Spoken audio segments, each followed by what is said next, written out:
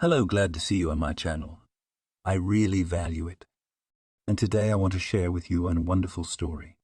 It's a dramatic story that will come as a total shock to everybody. It is a really amazing story. So enjoy watching it. Nancy hated holidays and weekends. All normal people could not wait for Friday because the sweet couple, was followed by the most pleasant days of the week. And for Nancy, the upcoming weekend always carried a negative coloring. And what could be joyful and exhausting housework, seasoned with family scandals? This morning, she and her husband had already had a fight. Nancy thought of her husband as he curled up on the sofa, half opening one eye and grumbling. "What are you scrabbling around like a mouse, doing everything on purpose to poison my day off?" The man threw away the pillow he had been hugging and exhaled deeply. Nancy was doused with a cloud of cigarette fumes. She wrinkled her nose and stepped farther away. "Thought, Joe, you're going to poison the whole family someday." The man smirked. "No remedy will take you, and don't you talk to me like that. I'm having a hard time, and you're going back and forth. I can't tiptoe around. I've got a lot to do. If I wait for you to sleep, I'll never get anything done." That dialogue really put Joe under a lot of stress. He couldn't stand it when his wife crossed him, and today her intransigence was especially hard on the man's nerves. With a heavy sigh, the head of the household assumed the position of a thinker, and since his head did not want to stand on its own, he had to support it with his hands. Only after gaining a stable position, he honored his wife with a long, unkind look. "You can't keep up, because your hands grow from the wrong place. You walk like a somnambulist, stumbling at every step. You're a walking disaster." Nancy threw the rag with which she was dusting into the basin of water. She did it with such force that the splash reached the sofa. Joe abruptly snapped out of this thinking persona. Now his whole body was expressing indignation, and his right arm, like the leader of the world proletariat, stretched strictly forward. Only the legendary cap was missing for the completeness of the picture. The man's hangover speech was also eloquent. Of all the poor vocabulary he could think of, these came to mind. "Handicap. Can't you see I'm sick?" Nancy was satisfied with the effect of her elegant revenge. She advised with a sneer, "Drink less and you'll be fine. And you're wrong about being crook. You're second to none in that respect. I've been asking her to change the outlet in the hallway for 3 months." Joe shook his head. "I did it." "What's your beef?" "Come and find out. Used to be sparks flying. Now it's electrocuted. They say a handyman like you, Joe, is a handyman. But please don't insult me in my own house."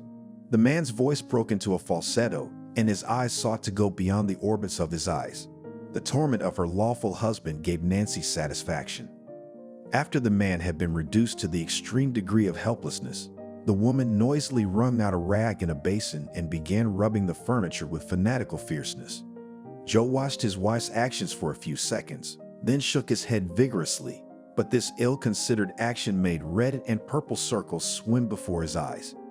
This side effect of Friday's fun was due to the fact that the man had had too much to drink the night before and was now unable to maintain an upright position for more than a minute. His large body collapsed spontaneously onto the couch, and his voice became tearful. "Nancy, why do you have to be so cruel to me? I feel bad without your lectures, and you add to the pain. You're a woman, so you should be merciful." Nancy grinned wryly. "Mercy doesn't apply to the likes of you, Joe. I'd rather feel sorry for the flea-bitten cat on the street because he doesn't drink vodka or anything that burns." The man looked pleadingly at his wife. "Nancy, all right, let the flea cat be dearer to you than your own husband, but I'd like a sip of water." This call scattered against the wall of incomprehension.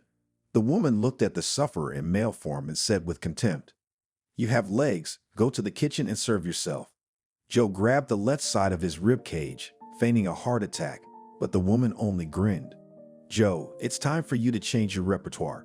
Cardiacs don't jam vodka in the garage with drunks of all stripes.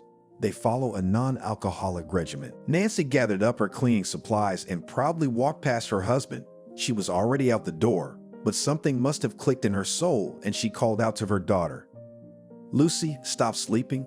Father is suffering. Bring him some water. God forbid, he's going to throw off his hooves. For the funeral, we have no money." From somewhere in the back of the apartment came a grumbling sound. "Can't you do without me? I'm entitled to a decent night's sleep at least once a week. The daughter strode barefoot into the kitchen and cast a glance in her mother's direction. Nancy did not respond to her indignation. Lucy filled a glass with water and made her way to the couch where her father was suffering. Here, have a drink. Joe drained the vessel in one gulp. Thank you, my daughter. You're a true friend and comrade. But our mother, she's as cold as a queen from a fairy tale. Nancy couldn't stand it. She appeared on the threshold of the living room, but now with a rolling pin, but this tool in the hands of an angry woman more like a bat. I see you've been sneaking around behind my back. Well, what I want to tell you is this. There are no lackeys here, and I don't have to fulfill your wishes. You two wander around till morning, and then you make some kind of claim on me.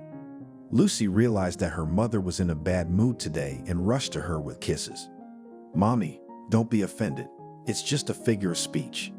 You're the prettiest, warmest, aren't you, Dad? Joe mumbled something enthusiastically and threw out his hand in the style of a raw front greeting. Not even the toughest woman could resist such a display of affection. Nancy considered herself weak. She looked pleadingly at her husband and daughter. Get yourselves cleaned up and we'll eat. You both slept through breakfast. It's a long way from lunch. Lucy kissed her daughter's love once more. Mama, shall we call this meal Saturday? The woman affectionately slapped her daughter's soft spot. Go suck up, get changed and comb your hair, or your head is a nightmare. Mom, you don't think anything about modern fashion. It's the latest trend. Half the city goes with such haircuts. Lucy kissed her father and ran to her room. Joe got up from the sofa with difficulty and went to the bathroom. I've got to take a shower, or I'm feeling a little stormy today. Soon the steady sound of water was heard and Nancy calmed down a little. She tried to turn her attention to her current problems, but suddenly her husband's voice came from the bathroom. Nancy, I forgot to tell you that Nanny is here. I met her yesterday, and she asked me to have you drop by as soon as you were free. She's not a big woman. She could have come herself. The crown won't fall off her head. Do as you please. My business is small. I was asked. I passed on the information.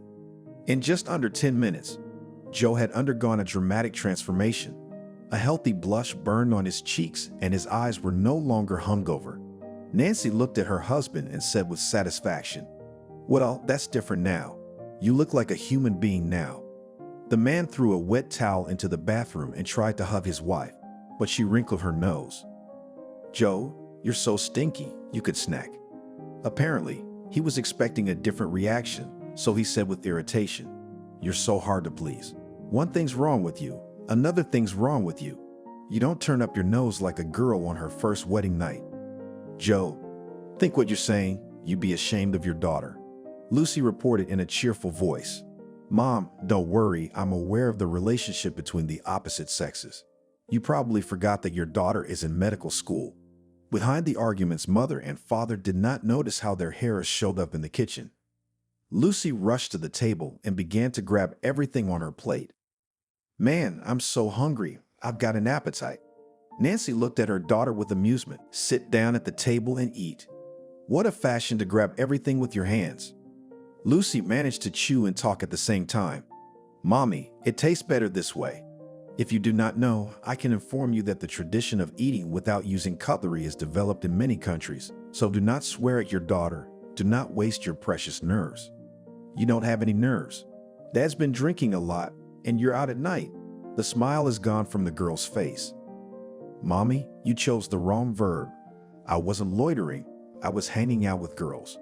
Remember, I warned you that Casey's wedding is next week, so we had like a bachelorette party last night. The woman waved her hand nonchalantly. A bachelorette party is the night before the wedding, not the week before. Lucy gave her mother a condescending look. And we're kind of having a rehearsal. Nancy repeated the contemptuous gesture and said in the same tone of voice, What a life. Everything's rehearsed now. Hairstyles, bachelorette parties, bachelor parties, and it's no use at all. Family life does not depend on these little things. It is impossible to rehearse. The daughter did not answer her mother. She looked expressively at her father, as if expecting his support. Joe had managed his lunch and was now drinking tea. Although the wedding topic was far from his interest, He could not refuse his daughter's support.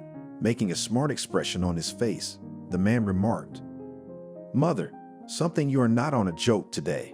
You're picking on me, and now you're talking about the wedding. For me, it doesn't matter how people get married. The main thing is that the wedding should be fun." "I'll bet it is. You're all about fun. I don't care about other people either, as long as it's not about my family. Joe, instead of trying to influence your daughter, you're indulging her." "Nancy, Lucy's a full-fledged citizen. You're forgetting she's 19 and can go out in the morning and get married without your permission. She has every right to." The woman's outrage took her breath away. "Joe, think about what you're talking about. What marriage?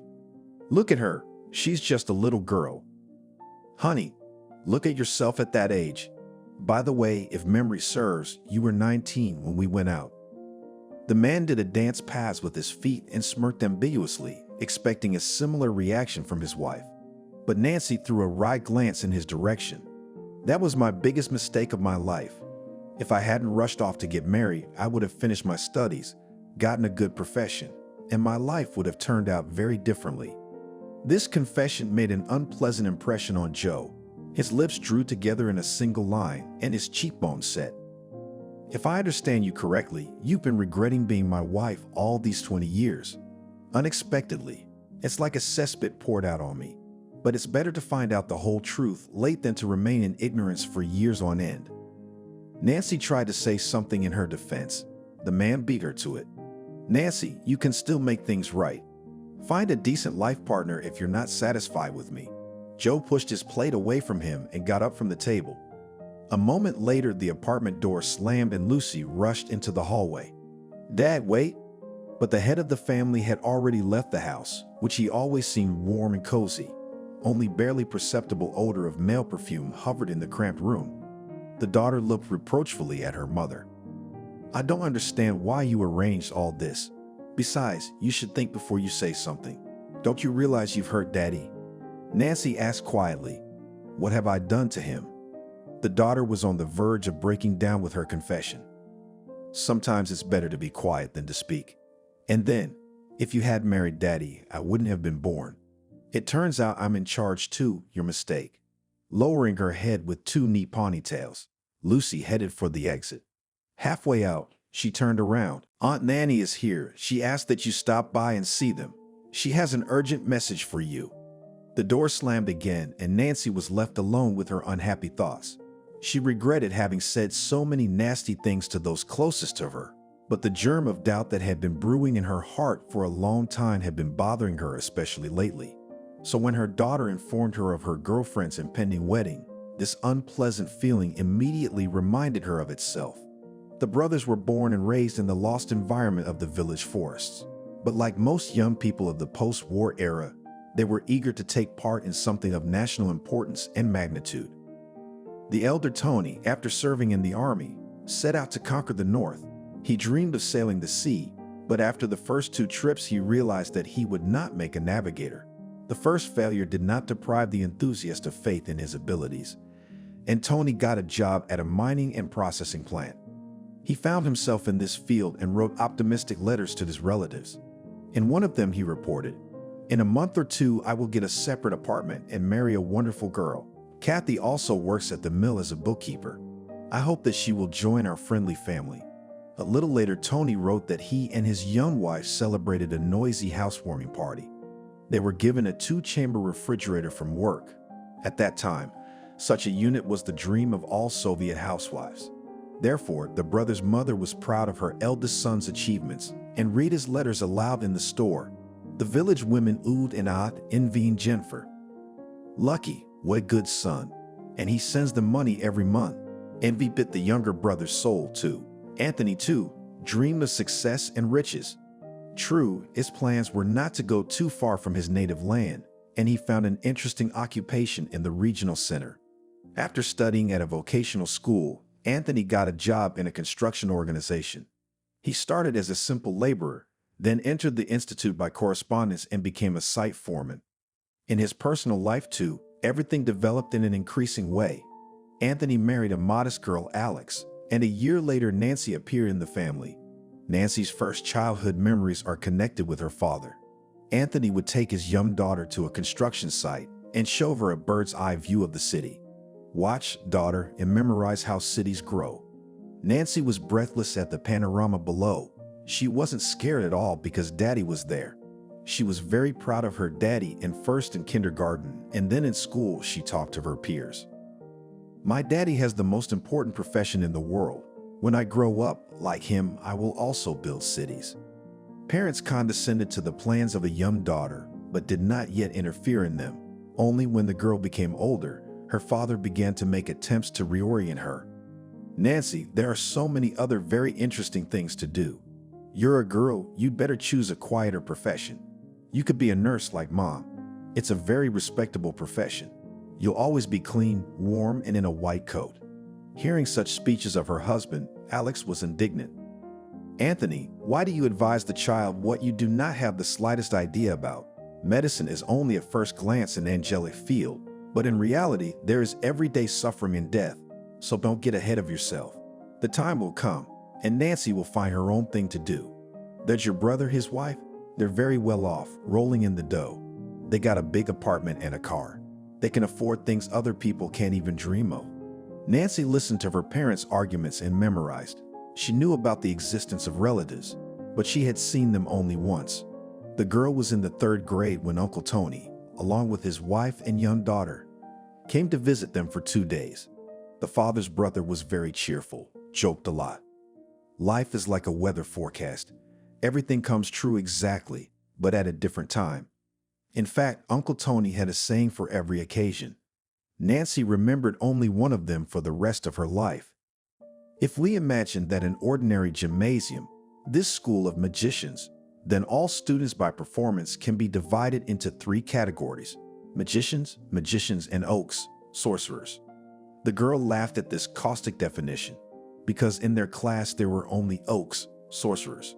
She decided to share her findings with Nanny, Uncle Tony's daughter. Although her cousin was a full 2 years younger than Nancy, she knew more than she ever dreamed. Nanny couldn't sit in one place for a minute, and she kept nagging Nancy. "What are we doing here? Let's go out. You must have friends." Nancy answered readily, "I have friends in the yard, at school, but your mom looks at us like that. Don't mind her.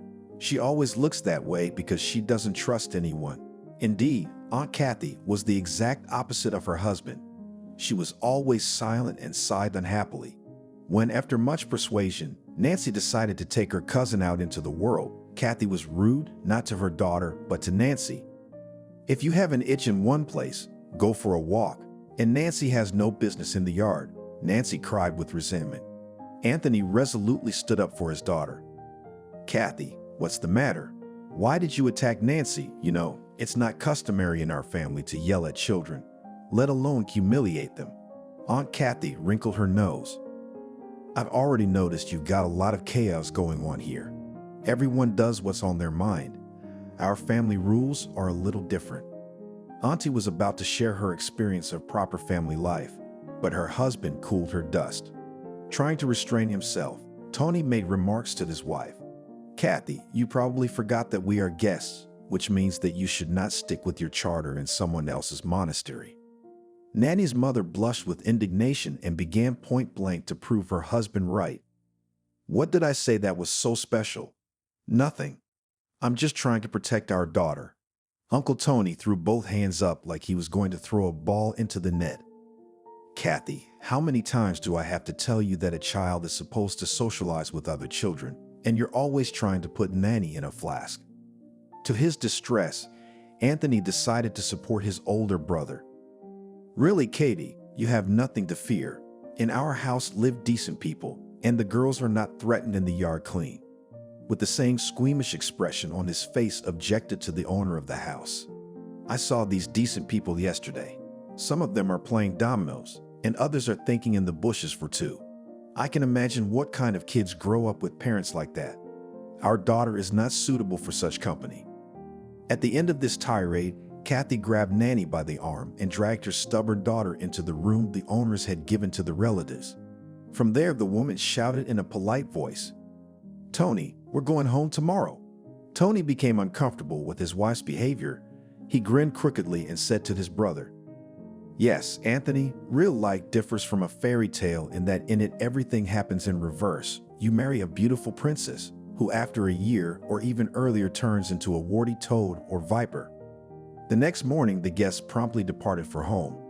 Nancy did not even have time to say goodbye to her cousin. Since then, she had disliked her aunt with all her soul and had once confessed to her parents. Nanny is nice and Uncle Tony is nice too, but Aunt Kathy is a very bad person. If she comes to visit us again, I won't let her in the apartment. Anthony tried to change the 10-year-old's mind. Nancy, you can't judge a person by one act. Aunt Kathy was just in a bad mood and said something stupid. She's really kind. Kind aunts don't say mean things like that. Nancy was not destined to keep her promise because Uncle Tony and his family did not come for a long time. The girl began to already forget about the offense against her aunt, as one day at dinner her father sadly dropped. Tony called, said that he was diagnosed with a serious illness and he no longer works at the mill. Alex said knowingly, unfortunately, many people pay for a comfortable life with their health because nobody pays big money for nothing. Nancy realized that this conversation was not for children's ears. She kept silent and memorized everything her parents said. A few days later, the girl learned from her father that Uncle Tony and his family were preparing to move. Doctors said that in the north for his brother is not suitable climate. In short, they are preparing to move. The daughter was burning with curiosity. A question came out of her mouth. Daddy, are they going to live with us again? No, they're not. Uncle Tony and Aunt Kathy are buying an apartment in our town. They already found the right one. This news made Nancy happy. That's great. That means Nanny will be living here now too, and we'll be seeing him. Of course you will. You're sisters. Siblings should keep in touch. But Kathy wasn't in the mood for sibling bonding. Immediately after moving into her new apartment, she remarked with a wry smile, "We've been very lucky with the apartment.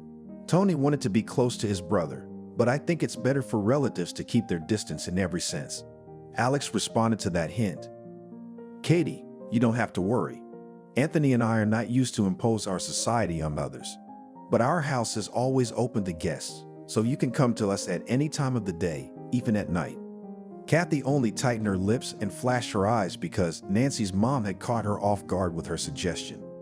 Despite his wife's prejudice against his brother's family, Tony saw Anthony regularly. They visited the old boys in the village together and involved their daughters in such activities. Kathy tried her best to prevent such meetings. At times, she even went to provocation. But it is known that any obstacle only hardens the character and friendship between the sisters. Despite Nanny's mother's tricks, the only thing that united the two families was worry for her older brother.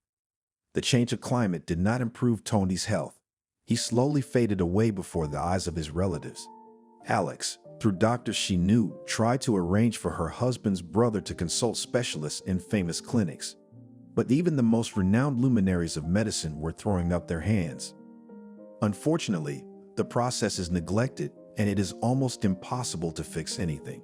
Tony died when he was only 47 years old. Nanny suffered the death of her father as the main tragedy of her life. For Nancy, it was also the first serious loss, because she loved her kind and cheerful uncle, who had a joke for every occasion.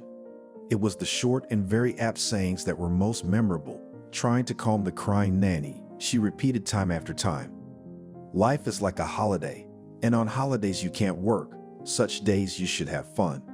The cousin surprised Nancy. "What are you babbling under your breath? I just remembered your dad's favorite expression about life holidays. I think he would tell you now, Nanny, to stop crying." Nanny looked at Nancy in disbelief. "You think he'd say that? Surely you can even consider that he's giving you that order through me. You know, my mom says that everyone who dies goes up into the sky and watches their loved ones from there." Nanny froze with her mouth open. She must have been in a state of prostration for a minute, and then she jumped outside. There she stared up at the starry sky for a long time. Nancy realized that her younger sister believed this mystical story about the soul of the dead. The older sister's hunch was confirmed a few days later. Nanny showed up at their house Sunday afternoon early in the morning. The girl was excited and her eyes were burning. When she and Nancy were alone, she mumbled mysteriously, "You were right. They all live in heaven." Nancy darted her eyes out in bewilderment. Who are they? Nanny sighed eloquently. Who those who died? You were the one who told me. Have you forgotten? Nancy remembered a recent conversation. Oh, that's what you mean. And how did you find out this? Nancy became a little creepy because her sister's eyes were somehow fierce. Nanny moved closer to her sister and switched to a whisper.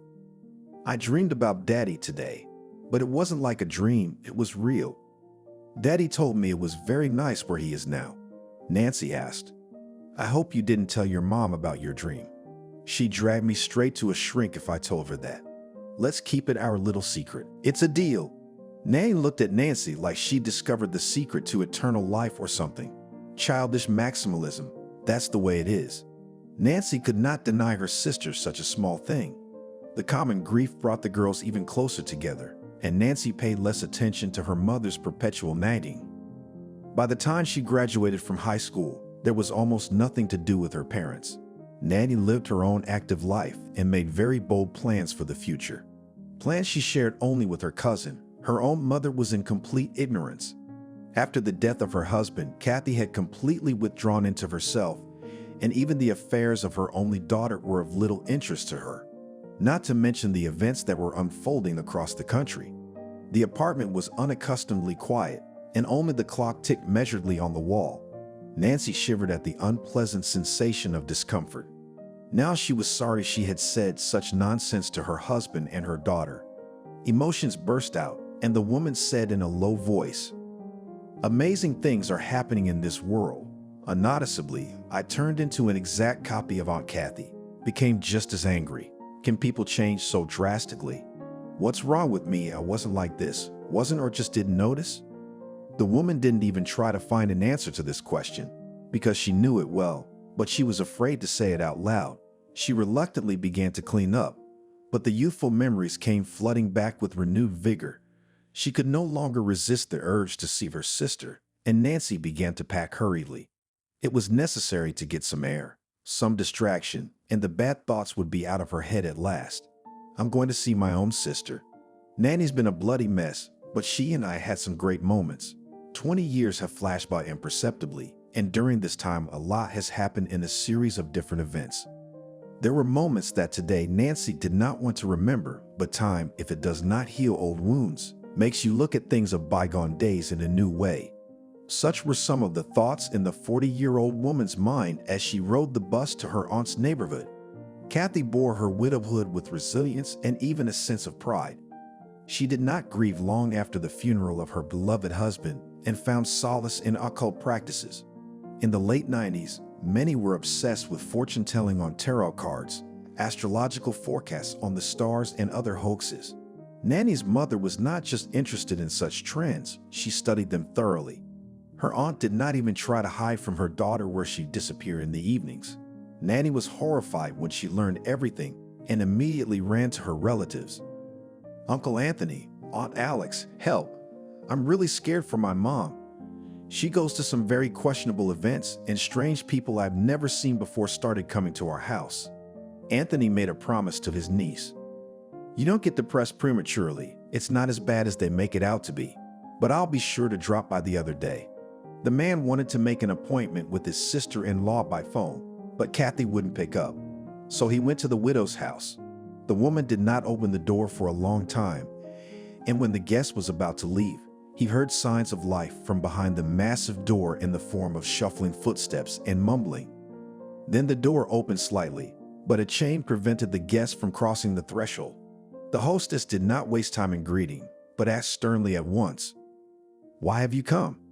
Kathy, it's me, Anthony. You didn't recognize me. Recognized? What's the matter? We need to talk. I have nothing to talk to you about. Tony, no, and there's nothing to do with us anymore. The woman tried to close the door, but Anthony got his foot in the doorway. Kathy, wait, I wanted to talk to you about Nanny. She's my niece, and I care about her. The woman hissed snakily. The guest was not even on a joke frightened, thinking that this viper in human form will now release its poisonous sting. But instead of that tool, Kathy used words. My nanny has someone to take care of her, so we don't need your help, kinfolk. And Anthony, you better get out of here and don't come back. I don't want to see you. Not you, not your wife. Not your restless Nancy. She's always leading my daughter astray. And one day I'm going to have to take action against her bad influence." Again, there was a threatening hiss in his daughter-in-law's voice, and Anthony withdrew his foot. The door slammed in his face, and he stood on the landing for some time, thinking over his relative's last words. At home, the head of the family told his wife in detail about his visit, and finally added, "Alex, you will not believe it, but for the first time in my life, I experienced a panic horror of Katie, something so demonic, and honestly, I don't want to see her anymore." Alex laughed. "Anthony, you're a man. Don't hammer it up. Don't fill your head with this stuff. Only highly suggestible people can believe in witchcraft and fortune-telling. But you are an educated man." Anthony thought for a long time before answering. "Alex, well, you will not deny that conspiracies and curses work. The men at work told stories that gave me the creeps."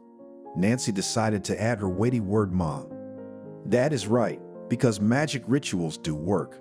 It all depends on who's doing them. Nanny told me something that takes my breath away too." Alex hugged her husband and daughter. "My darlings, you're making fears of yourselves. We have rumors like that in the hospital too, and sometimes we hear worse stories. I can assure you that there is no scientific proof that magic works, white or black, it's all the same." Nancy exclaimed, "But something is coming true. It's pure coincidence. A person's life is full of different events, so coincidence is not uncommon, but for some reason we try to explain such facts with mysticism." Nancy wanted very much to believe her mother, but all subsequent events convinced her that coincidences do not happen. Only a few days had passed since Tony's fateful visit to his brother's widow, and Nancy showed up at their house by herself, late at night with a suitcase. It wasn't hard to guess from the girl's reddened eyes that she had been crying. Alex rushed to her niece. "Nanny, what happened? You don't look like yourself." Nanny burst into tears in the hallway. "No more strength," Lucy tolerated. "Mom has gone completely crazy. She let a whole bunch of strangers into the apartment. She says they're the best magicians in the country. They're here for a contest, and my mom volunteered to let them stay in our apartment for free." Anthony said excitedly, "Maybe I shouldn't have left my mom with suspicious people." The niece hotly objected. "Uncle Anthony, what can I, a schoolgirl, do? I told her that I would stay with you until these people get out of our house. They're pretty harmless, except for one. Her name is Annabelle. She's all black and her eyes are black." She stared at me. I almost fainted when she said in an afterlife voice that my future was gilded and would fly away like a husk of seed. My knees buckled in an instant. My mom went after that aunt for asking questions, and I packed my bags and came to you. And you did the right thing.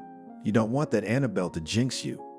Nancy took her sister's suitcase and led her guest into the little room where she had long ago set up a girlish realm for herself. As the subject was a popular one, the girls continued to discuss it. Nancy's parents, too, were excited by the unexpected appearance of their niece. Anthony had time before dinner to find out the meaning of an obscure word, so he began the evening meal with a moment of enlightenment. "I've looked through the encyclopedia and found out that Annabelle in Spanish means seeing the future. It turns out that your mom's guests are fortune tellers." Nanny felt protected in the circle of relatives. She answered cheerfully enough, "I don't really care how the name translates. I'm just worried about my mom because she's been hanging out in parallel worlds a lot, and I don't like it. Well, it's only a couple months away, and school will be behind me. Then I'll be able to leave this town, and everything will be just a bad memory." Alex complimented her niece. "Nanny is right. You are a smart girl, and I am sure that you will definitely enter the institute. Take an example from your sister. Nancy has entered the institute. She will be an architect. This profession will never lose its importance." Nanny frowned. "No, I'm not going to design cities, and I don't want to stay here either. I'll go to the capital. There are more opportunities there." Nanny stayed with them for almost a week. Then she confessed that it was the most wonderful time of her life. But suddenly, Kathy herself showed up for her daughter. True, this time the relative was the personification of peace. Alex, though surprised by the visit, was also hospitable. "Katie, come in. We were just about to have tea. The girls have baked cupcakes. We'll taste them together." She smiled sweetly at the invitation, but refused to have tea. "Some other time we'll have tea.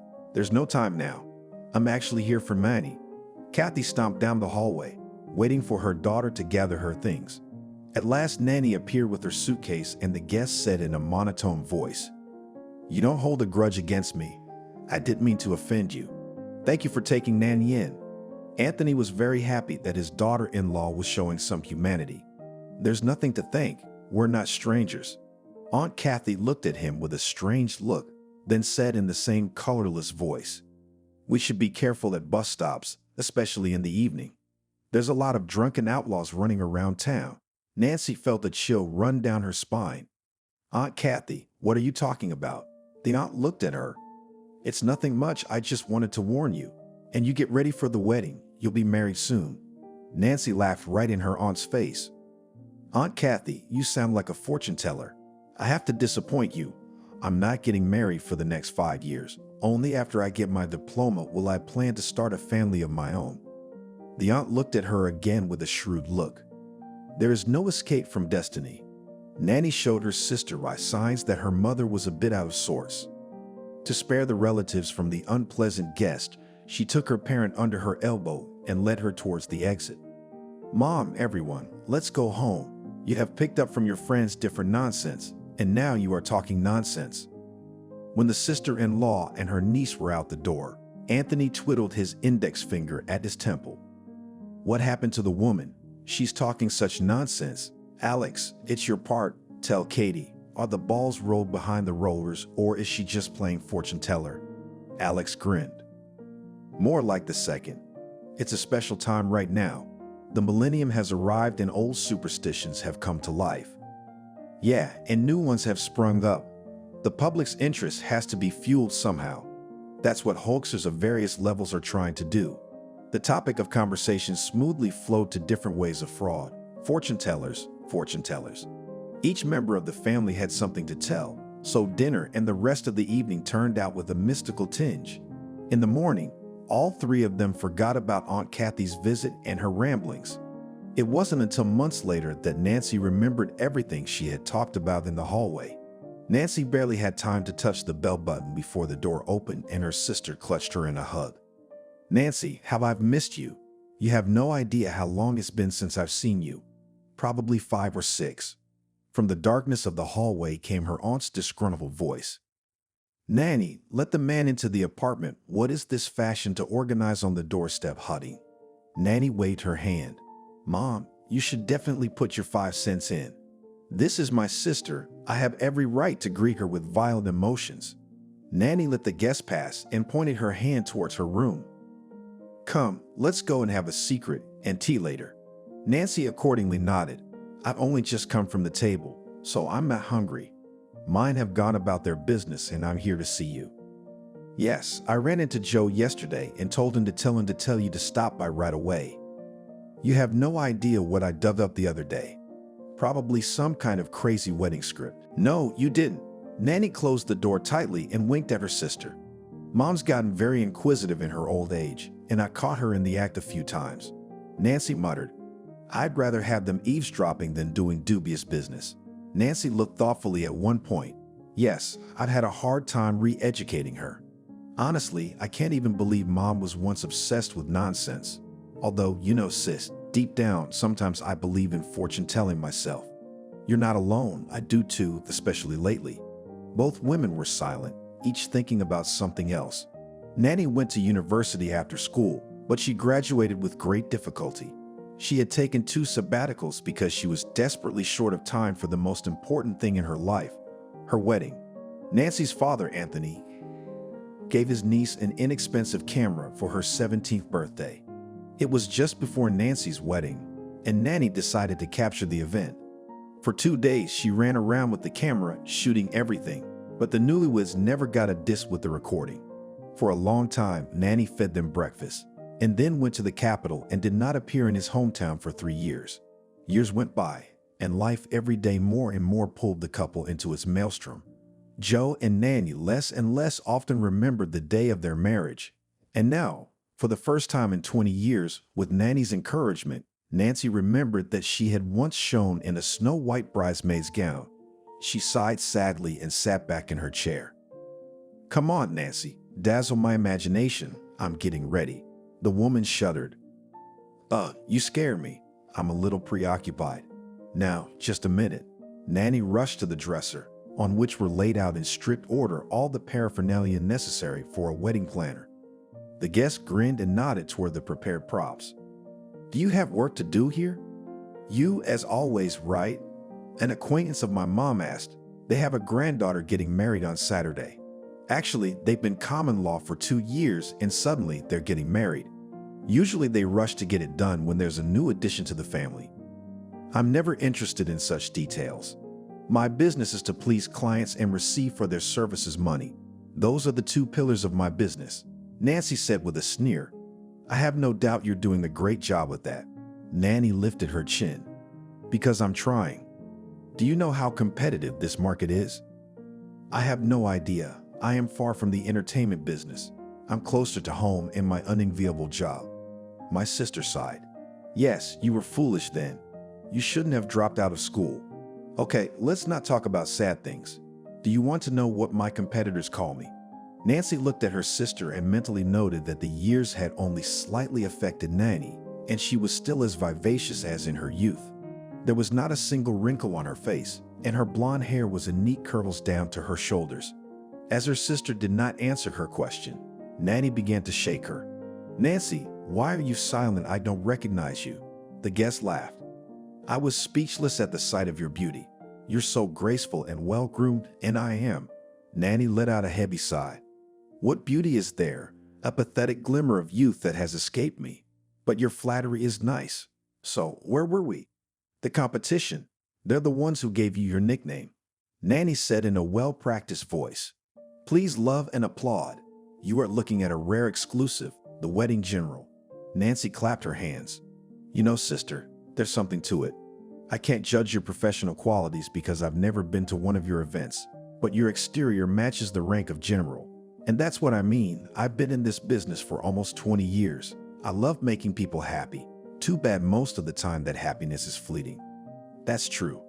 There were suspicious noises outside the door. Nanny stopped talking. The guest looked fearfully at her cousin. "Do you have mice?" Nanny laughed. "Yep, one mouse of enormous size." The hostess went to the door and said loudly, "Mom, stop scaring people, come in." The door slowly creaked open just enough for Katie to slip in. "Nanny, the kettle is boiling. Are you having tea now or a bit later?" "Mom, in about 5 minutes we'll have a little more privacy." All right, girls, you talk and I'll wait for you in the kitchen." The doors closed. Nanny confessed to her sister. "Sometimes I feel like Mom is trying her best to make up for past mistakes. I'm sorry, but I don't know how to help. Nanny, it's very simple.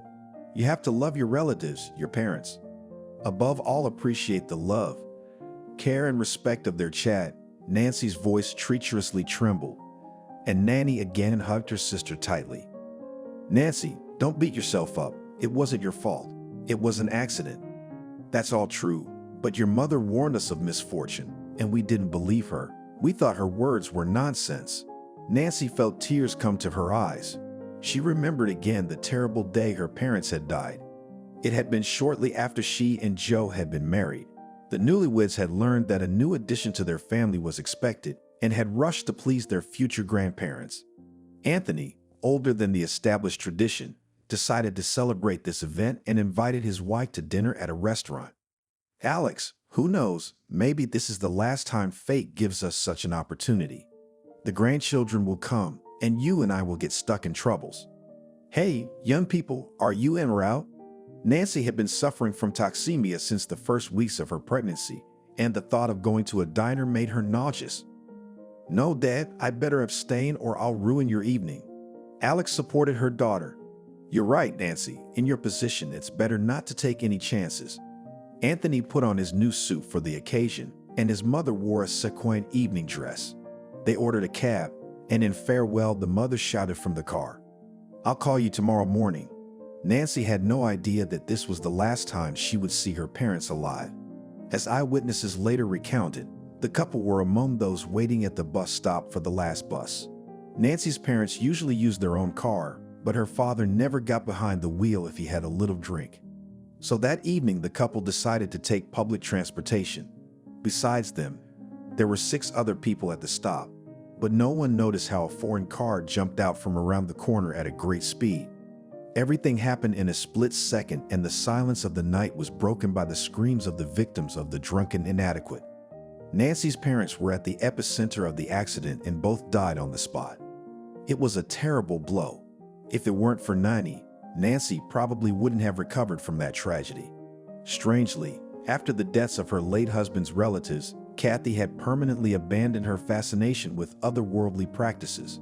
Nanny was still also hugging her sister by the shoulders. Nancy stroked her arm. "Thank you for everything." "Why are you thanking me all of a sudden? We're not breaking up." "No, it just came to me. It happens to me all the time. I work so hard at other people's weddings too. Sometimes I have to turn myself inside out to get the damn fee in full." Now you know what a demanding client went. You sign a contract where everything is laid out, and some particularly zealous characters begin to say the shortcomings. About 2 years ago, I had such a case that one super-duper dad rejected my script. The man found several games with guests offensive, and he himself, without warning, reduced the amount of the fee.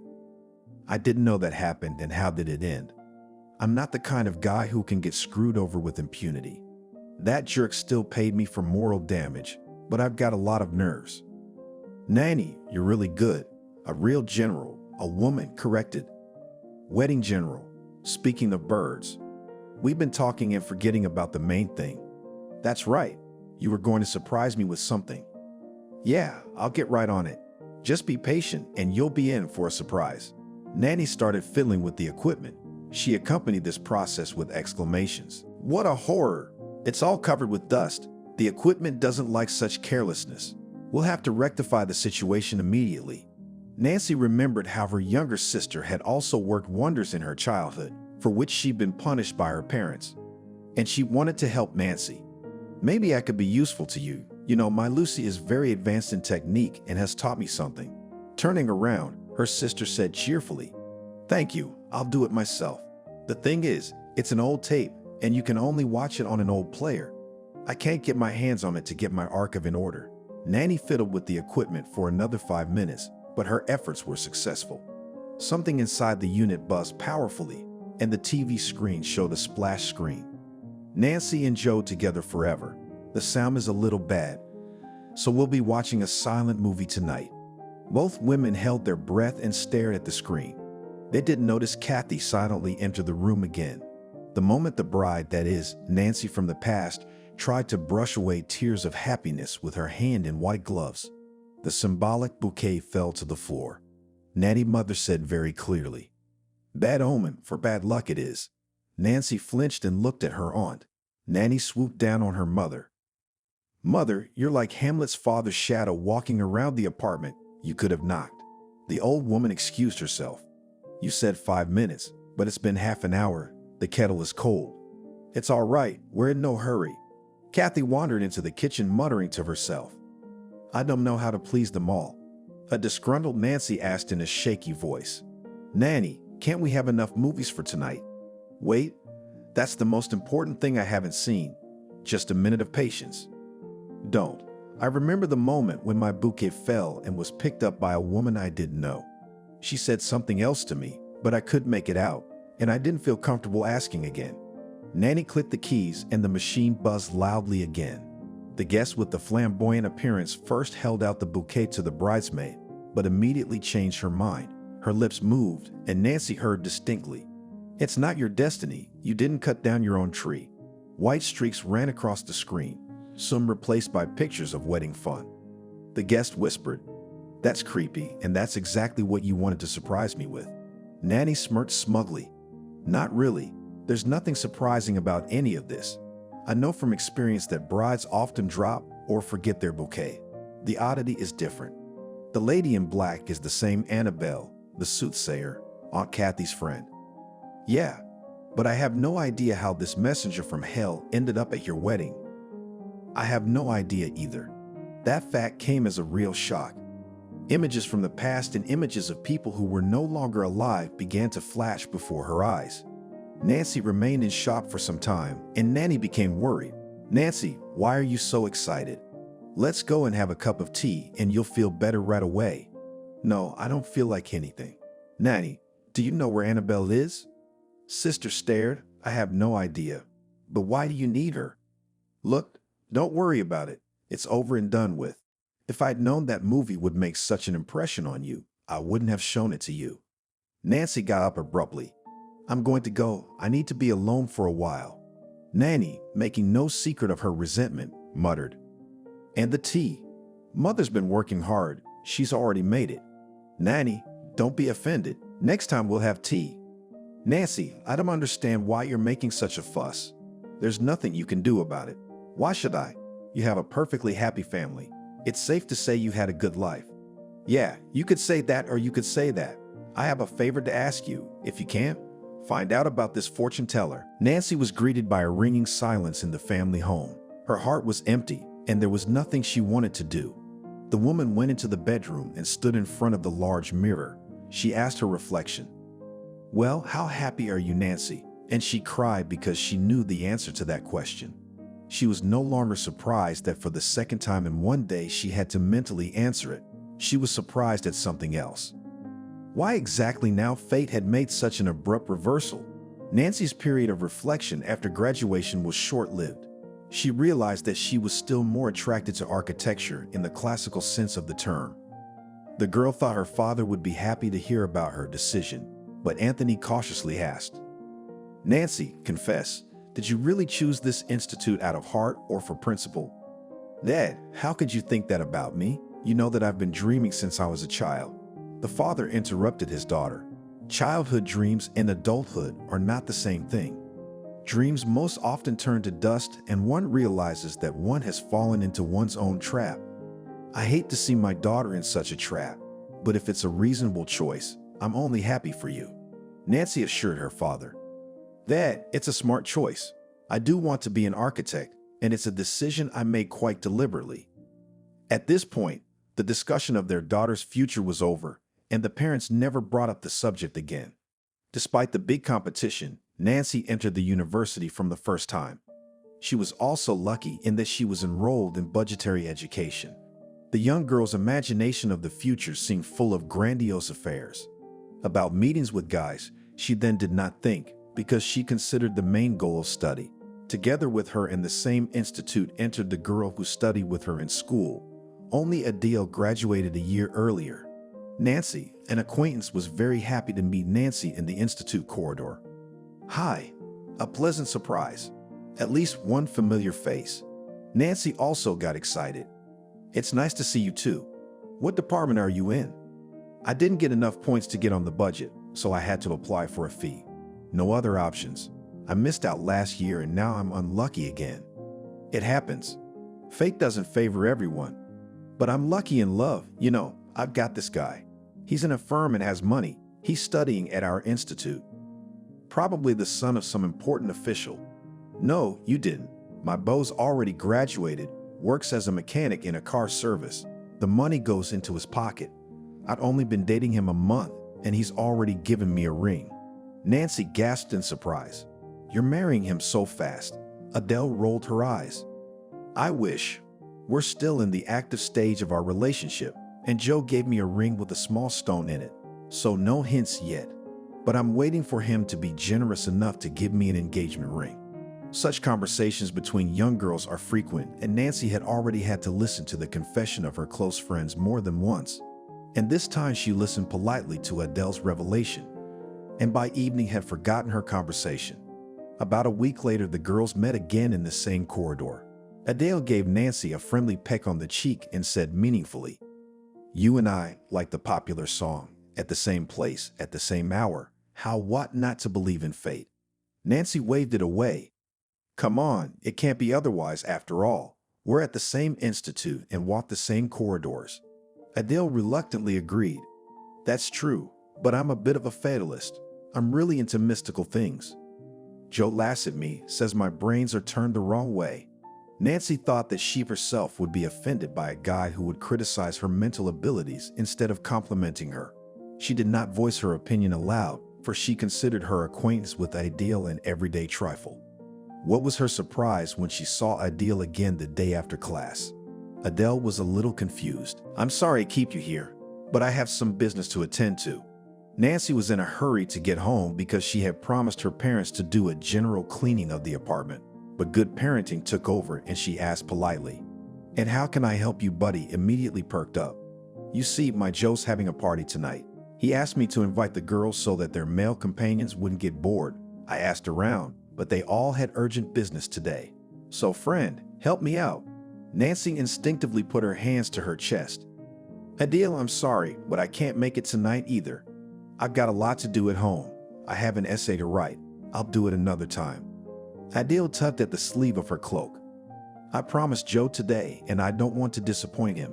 He's so cool, so macho, and I can already see myself next to him in a wedding dress."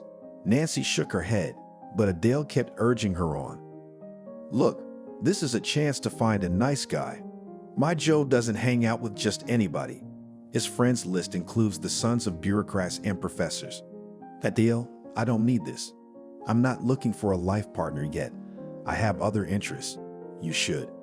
You have to get things done in a timely manner, especially marriage and having children should not be postponed. That's what my mom says, and I trust her completely." Nancy didn't want to get into an argument with the intrusive girl and made a new attempt to get rid of her, but at that time the young man of athletic build came up to them. "Adele, this is your friend. Very nice to meet you. Joe, master crafter of old and new iron." The guy extended his hand to her and had to reciprocate with a mutual gesture. Adele's beau acted confident and even a little insolent, and Nancy was confused by this pressure. So it took Joe less than a minute to persuade her. It took her another quarter of an hour to notify her parents and change her clothes. The party was a buffet, so all the guests behaved relaxed. Nancy drank only orange juice and didn't even touch the food. Adele stayed close to her lover all evening. She looked faithfully into his eyes and caught his every word. Such subservience disgusted Nancy, and she waited impatiently for this social performance to end. Several times Joe came up to her and inquired, "Nancy, I hope you're not bored?" She smiled. "No, not at all. You're having a wonderful time."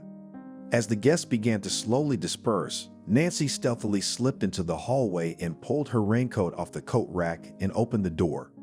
Outside, she took a full breath and thought she'd wasted the whole evening. The next day, Adele voiced her grievances. "Why did you run away before the time? You could have warned me, because I'm looking for where my friend is and my friend is not here." Nancy didn't like either Adele's tone or her reproach. "Adele, our relationship can hardly be called a friendship. In the old days, they called it a casual acquaintance, so I don't owe you anything, and neither do you owe me anything. I was very tired and decided to leave." Adele waved her hand. "Come on, you don't have to explain. It's clear enough." Everyone forgot and went their separate ways. Nancy was very happy that the situation had been resolved peacefully, but still she walked around looking around for a few days. She no longer wanted to see Adele, but suddenly she met the fiancé of an acquaintance, and it was all due to some malfunction in her father's car. Anthony had been complaining about the problem for a long time, but he hadn't had time to stop by the car service. And one morning, when they wanted to go to the village, the car did not want to start. The men sighed in doom. "That's it, my car's going to have to be repaired." Anthony called his good friend, and he promised to pull him to the nearest service station. "Anthony, there are such masters there. They will put the car on wheels by evening. In aviation, they put the equipment on the wing, but here they put it on the wheel. That's a really good idea." Anthony agreed with that conclusion. "You're a good man, Johnny. I wouldn't have thought of that." Nancy had never been interested in cars before, but now she was curious. She was eager to see with her own eyes how the craftsman would work a miracle. After all, her father's car was a rather old machine and had long been in need of replacement. Anthony didn't even want to hear about buying a new car. "My baby has not yet exhausted its resource. It is still capable of much." What a pile of rusted parts can do, father didn't say, but his daughter believed him. That day, she decided to support her father too. "Dad, can I come with you?" Anthony was surprised. "And what are you going to do there?" "A car service is not a beauty salon. There's nothing interesting there for a young girl. So what, I'll just see how scrap metal is transformed into a workable unit." "If that's the case, let's go." The master who was to perform the miraculous transformation before her eyes turned out to be Joe. The young man recognized her at once and was very pleased. "Nancy, what brings you here?" "Well, Dad's car won't work." "It's all right. We'll take a look and determine the cause of your machine's disobedience, and then we'll fix it." Anthony was surprised that his daughter knew the master recommended to him by an acquaintance. Trying not to attract attention, he whispered to his daughter, "Nancy, I didn't realize you had such helpful friends." The girl also answered in a whisper, "Dad, Joe is not my friend. He is Adele's fiancé. You remember? I told you about the girl from our school. We are in the institute together. Only she is in the economics department." He made an affirming noise. "Well, yes, something I recall. I think her father once worked in my brigade, but he was not satisfied with the salary, and he moved to the public utilities." "Yeah, that's right, him." While the daughter and father were discussing mutual acquaintances, the car service workers promptly made a diagnosis and began to fix the problem. Joe was pleased and informed the customers. "It could have been worse, but nothing serious. So in an hour or more your car will be on the road." Anthony was glad to hear from the foreman not so much a reassuring prognosis as an affectionate nickname, which he always used when it came to this car. He gave Joe's hand a long shake. "Thank you for your understanding. It's a pleasure to be the one to take on the task of repairing my car. It is rare to find such competent professionals among the young people today." Joe smiled at the praise and kept his eyes on the client's daughter. When the car was completely ready, the master offered Anthony to check the performance of the vehicle. The father sat down in the driver's seat and lost sight of his daughter for a while. Only later did Nancy realize that Joe had in this innocuous way eliminated the father of the girl with whom he needed to speak privately. "Young man," he said without further preamble. "Nancy, after that night I can't find a place to be." The girl did not understand what the guy, who by all indications did not lack female company, was getting at. "You're sick." Joe squinted his eyes. "I guess you could call my condition an illness. Your image haunts me night and day. I don't know what to do about it." "You're joking, and I thought you had a real health problem. My mom works at the hospital. She could help you get checked out." "Thank you. I'll definitely take advantage of this unique opportunity, but a little later. But right now, I'd like to ask you for a small favor."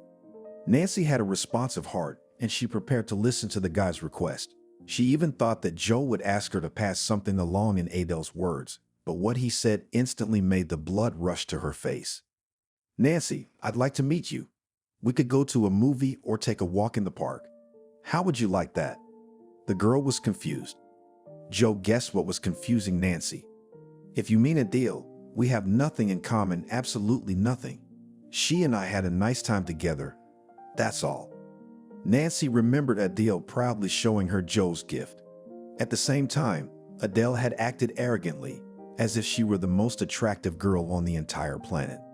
Nancy had wanted to rub her nose in that snooty girl's nose from day one and had quickly realized that the most effective way to do that was to steal Adele's fiancé.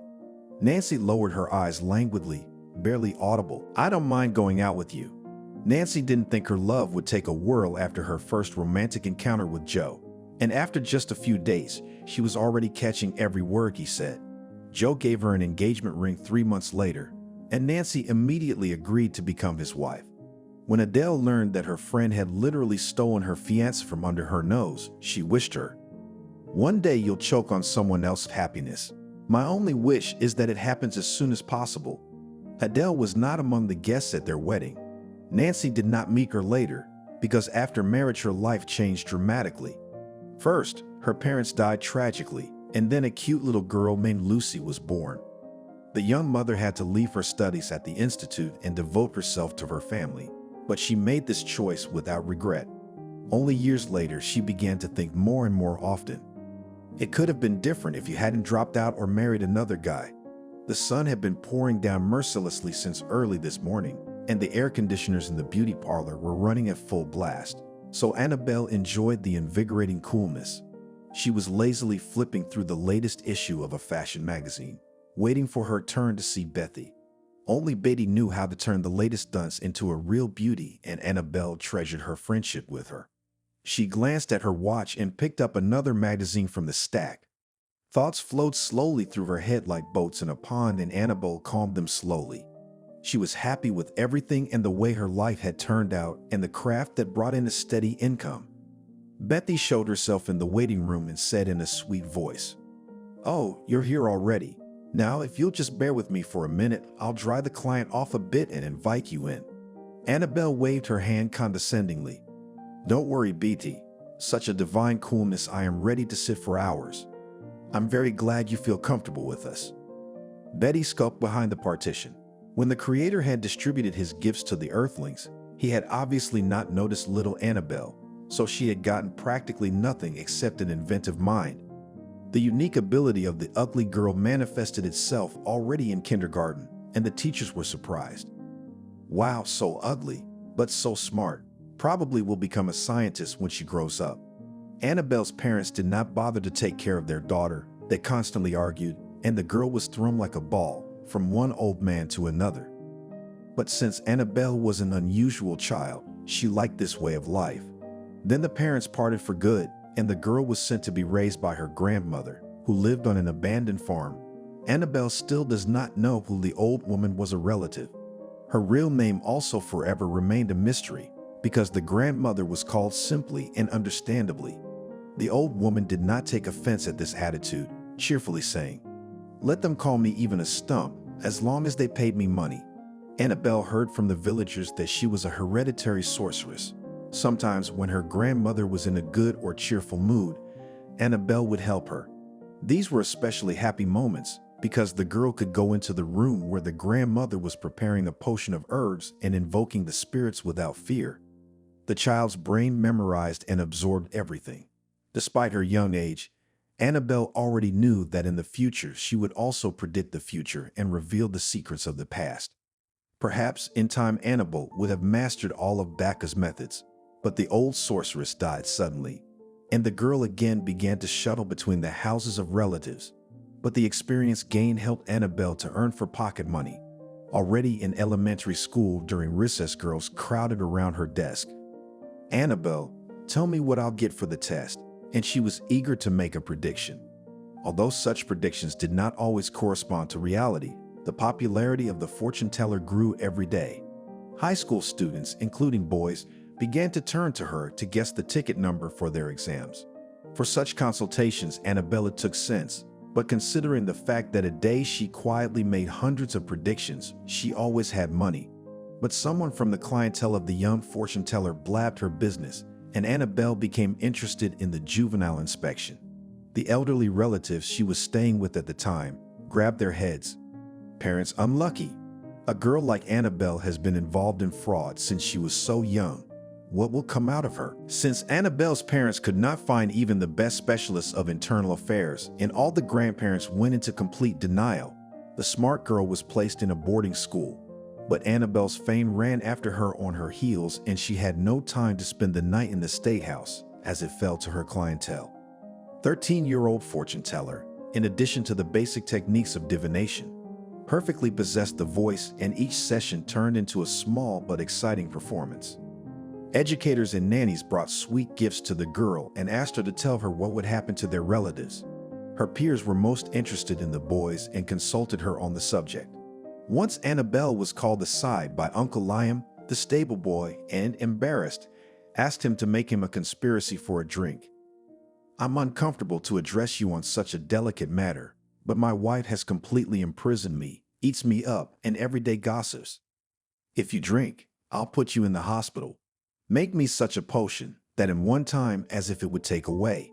It was an unusual request, but Annabelle pulled out of the recesses of her memory a recipe that her great-grandmother had once used to make a potion for the director of the local collective farm. Amazingly, the man had stopped drinking. Uncle Liam was also satisfied with the result of the treatment prescribed by the little sorceress. In a burst of the kindest feelings, he advised her, "You, beautiful girl, should make up a pseudonym for yourself. That's what all the famous mediums do. Take the same Vanga or Juma, because as long as you pronounce your name, the language will be confused. And your last name doesn't sound good at all. You need to think of something that will stick in your brain." Annabelle thanked the stable boy for the tip and headed for the library. She spent days poring over the thick book until she found what she needed: Annabelle. She was sure that such a colorful pseudonym would ensure her a successful future. But the girl soon realized that it wasn't enough to be successful with a big name. It still needs connections, and the circle of acquaintances graduates of the boarding school is too narrow. Annabelle realized that she only has to wait for the happy accident, which in an instant can change everything. 3 years passed in this waiting.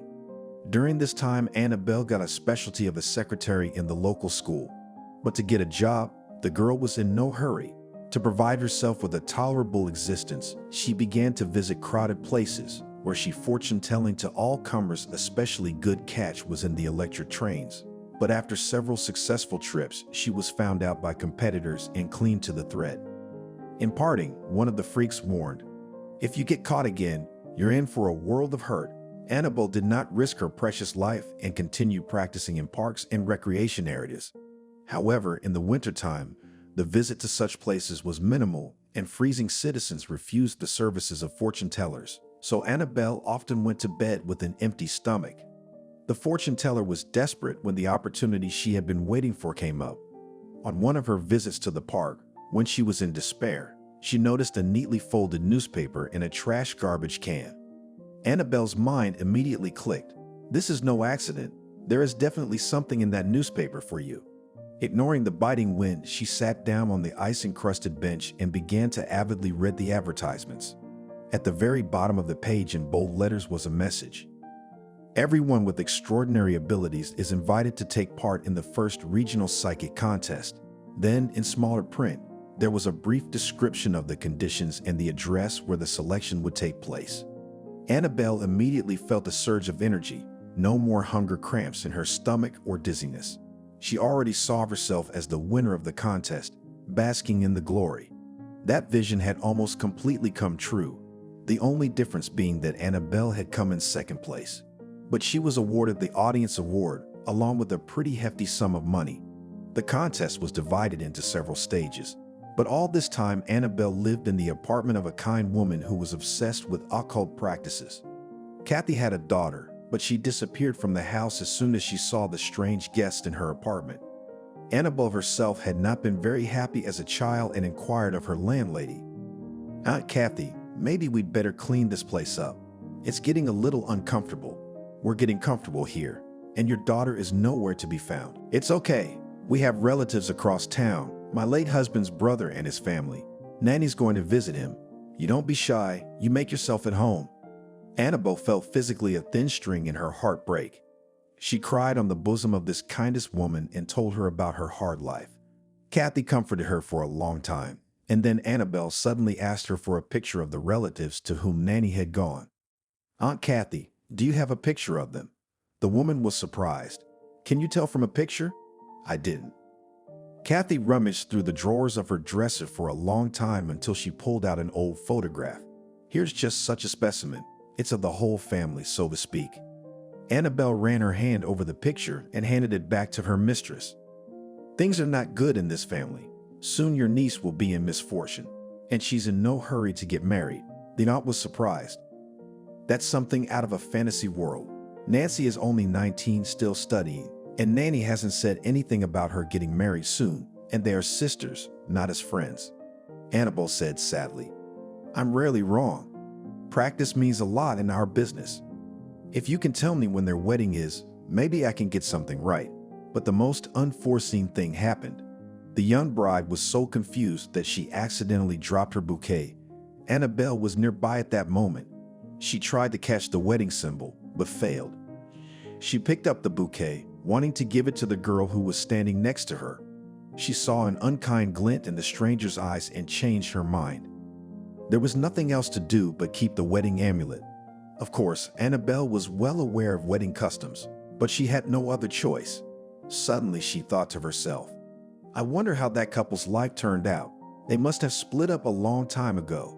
Bethy reappeared in the waiting room with a smile on her face. "Annabelle, sweetie, I'm so sorry. I'm so cranky. As soon as she saw that you were coming to see me, she got cranky. That's not right, and that's sticking out. I had to redo almost the entire hairstyle." The fortune teller smiled graciously. "It's nothing. Believe me, I wasn't bored because I had time to think about important things. And besides, you really do have a very comfortable environment here. Joe could hardly open his eyelids, but then morning came. Uncle Joe, it's time to get ready for work. I can't believe I'm about to get the bosses on my ass. I feel sick to my stomach. Nancy rolled over onto her other side. Joe, you've got to wake up the whole house. I got the second shift today. I wanted to lie in bed for a while. And about the bosses, I can tell you that if you had your brains in the right place, you wouldn't have to take orders from anyone today. Thanks, my wife was supportive. The man threw back the blanket and grabbed his pants from the chair. But when he tried to pull on the tights, he got tangled in the pant leg and almost fell. What kind of life are pants that don't even want to listen to me? Nancy, did you cast a spell or put some kind of potion on me? I've gone crazy in my old age. I got nothing better to do than poison you. You'll die soon if you don't stop drinking vodka by the bucketful. You're sassing me. I know my limits. If you knew what you were doing, you wouldn't have dreamt your car at dealership, and I wouldn't be counting cents till payday. You poor, destitute woman. You should have studied instead of dropping out. I'm sorry, but janitors are underpaid. Nancy couldn't take it. Joe, you have no conscience to reproach me. If I had married you, I wouldn't have had to sweep the floors with a rag. It was you who led me astray. The woman sat down on the edge of the bed and said dreamily, and in general, if I had finished my studies and received a diploma, I would hardly marry you. It was a hard blow to the male ego. So you regret it? 20 years we've been together and you haven't said a word, and now all of a sudden you're regretting it. Nancy was getting ready to say something mean to her husband. Her daughter knocked on the door. Mom, Dad, don't you get tired of the same old ifs and whys every morning? Why do you keep poking into the past? Normal people live for today. Joe grumbled. Lucy's right. It's too late for you and me to make any changes. Unless you have someone, though. And I wonder who that mysterious Nick is who keeps calling you. Lucy shouted from the kitchen. Parents, I love you very much and please don't make a Desdemona-style scene. The spouses laughed amicably and Joe cheerfully remarked, there's something in that. Though you can't pull off Desdemona, I'm sure I'll have the same type of body. Yeah, only if you believe Shakespeare. The Moor didn't use combustible mixtures. William just decided to hide that fact so as not to embarrass his hero. Nancy looked at her watch. Hero, if you keep scratching your tongue, you'll be late for work, and the boss will be happy to smack you around. Why should I suffer? I'm never late and the bosses appreciate me. Time was running out and Joe was eating breakfast on the go. He was almost at the door when he remembered Nancy's call. Nancy, yesterday while you were out, our wedding general called. She said she had some important information for you. Call her tonight on her cell phone. The woman grumbled in frustration. Again, that beast ran away without saying goodbye.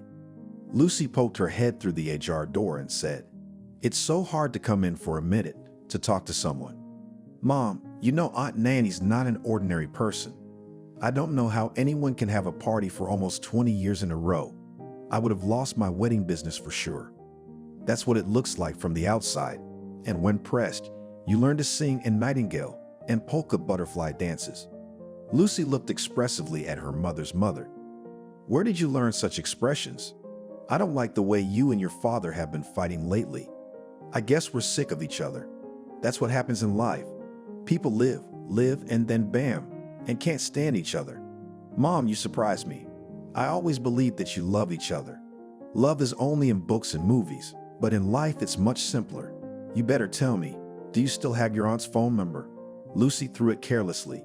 Mom, today there are more convenient and faster ways to contact the right person. I'll arrange a virtual session for you. Just tell me, when would be the best time for you to talk to Aunt Nanny? Tonight. Nancy thought for a minute. You know what? Don't say anything to your father. I don't want him to hear what we're going to talk about. Lucy held her breath in anticipation of something interesting.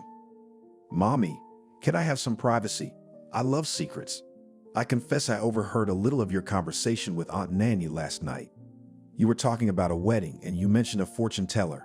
Mom, I'm so excited to be in the middle of an intriguing event. The woman interrupted her daughter's reverie.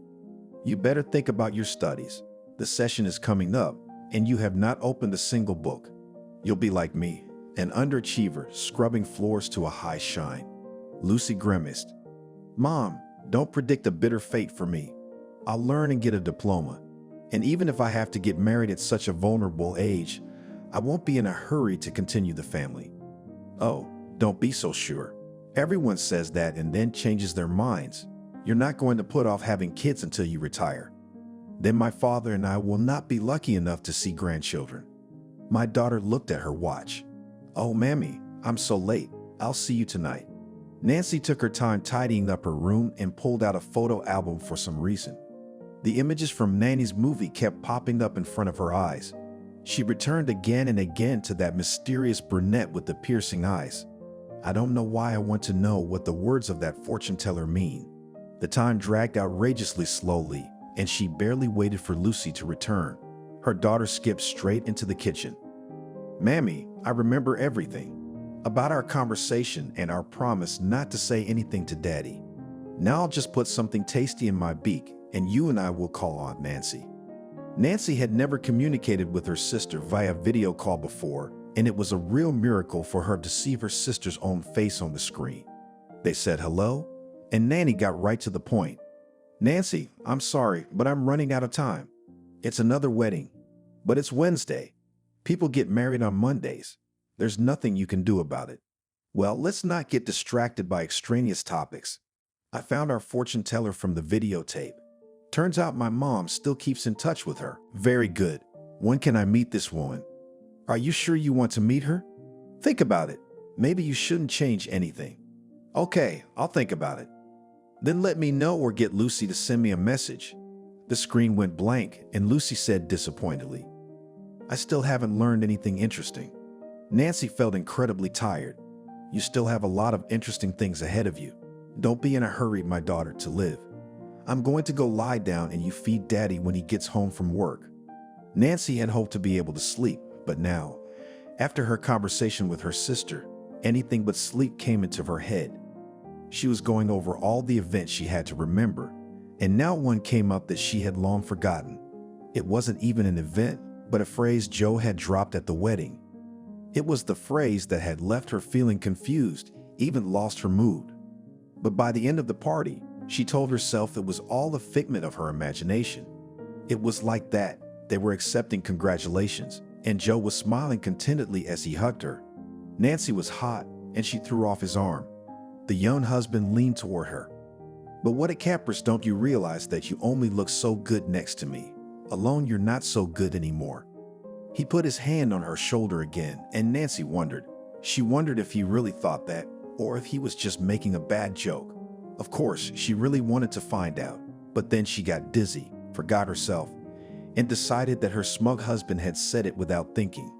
Now, lying on the bed, she remembered some moments of their life, some phrases, and realized that Joe, even now, after the fact, went to the real Alcash. It was only a little bit left to him. Sincerely thought that he had done her a great favor by marrying her. He also really didn't like the fact that she was working as a janitor. Nancy sat up abruptly in bed, and it was true that when he had to sell his auto repair shop because it stopped making a profit, and profits, as you know, are what businesses do. He got drunk, of course, and consoled himself in the kitchen. Nothing, but now we have a nice family, an unemployed man, and a cleaning lady. Nancy hadn't paid much attention to his words then, but now she felt very hurt. The woman quickly got out of bed, opened the closet, took out a sock in which she hid her rainy day supplies, took some bills, dressed, and moved towards the kitchen. Lucy came out. Oh, Mom, where are you going? Dad will be here soon. Nancy grinned crookedly. Well, he'll only be here, as usual, in such a state that he won't know what's for dinner or who's home. I'll be back in a couple hours. I've got things to do. Lucy's all out. Mom, and this has something to do with it. Nancy didn't let her daughter finish. Stop making up all that nonsense. Nothing has anything to do with anything. I just decided to get a haircut because I look like a hobo. Lucy's mouth opened slowly. For as long as she could remember, her mother had had a permanent bun on the back of her head, and she couldn't imagine her mother any other way. Mommy, you're a piece of work. Go cook dinner. Soon our happiness will crawl in. Mom, don't be like that. Nancy didn't say anything and went out into the yard. Okay, Joe has to go that way, so she would go the other way. She walked for a long time, hesitating to enter the barbershop. Apparently, it was because she hadn't visited such places for a long time. Finally, she decided. Hello. The master turned to her and smiled. She was just styling a black-haired woman. Hello, I'm sorry, we have no seats for today. Sorry. Nancy was about to turn around when the customer suddenly said, Bethy, your last customer for today is not coming, so you can safely take this woman. You're just finishing up. The master looked at her client confusedly, then at Nancy. You can wait a bit. If the person who signed up doesn't show up within 10 minutes, I'll take you. The client turned to Nancy. You wait, no one is coming. Nancy gasped. She recognized the woman immediately. It was the same fortune teller with the strange name who had picked up the bride's bouquet. Now Nancy was agonizingly trying to remember where it had then gone. When Annabelle rose contentedly, Nancy turned to her at once. I really need to talk to you. The woman looked at her in surprise. Why are you rushing things? Your aunt has already called me. I'll see you very soon. I just need a little time to get everything ready. Nancy became frightened and Annabelle leaned toward her. Don't try to change anything. It won't work. Just accept it the way it's going to be, no matter how much it hurts you. Nancy recoiled from her. She'd known for a long time that the prediction that Aunt Kathy had once voiced to them had also been spoken by Annabelle. Thought glittered her black eyes. Don't be so afraid. Sometimes you have to lose something to find something. She walked out of the hair salon and Bethy took a breath.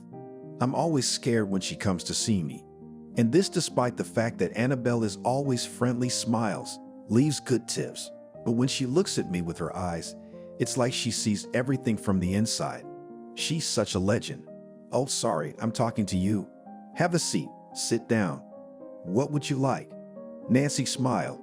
And I'd like to change everything. Bethy smiled back. That's what we like. Let's get started. Nancy looked at herself in the mirror and didn't recognize herself. If it was her, an attractive and still quite young woman. Bethy, you're a wizard. It's not me. It's your desire to be different. Would you like me to give you the number of a very good handyman who can fix your hands? Nancy didn't realize she'd nodded. Nancy's predictions were all wrong. There was certainly nothing of the fortune teller in her, for Joe came home sober. Even Lucy almost fainted, but she tried not to show it. Pa, come to supper. She walked past her father twice, trying to catch the scent, but she couldn't. But her father figured out her plan. I haven't been drinking, so you don't have to smell it. I'm not sniffing, I'm just sighing. Lucy was blushing deep red. Even though they had a daddy, Lucy loved her father. She loved her mother too, of course, but Nancy was sometimes too strict, and her father, in any condition, pitied and pampered her daughter. Joe sat down at the table and took up his spoon. Where's mother resting? Lucy, who crouched in front of him with a plate, hummed. If only, gone somewhere, Joe choked. What do you mean somewhere?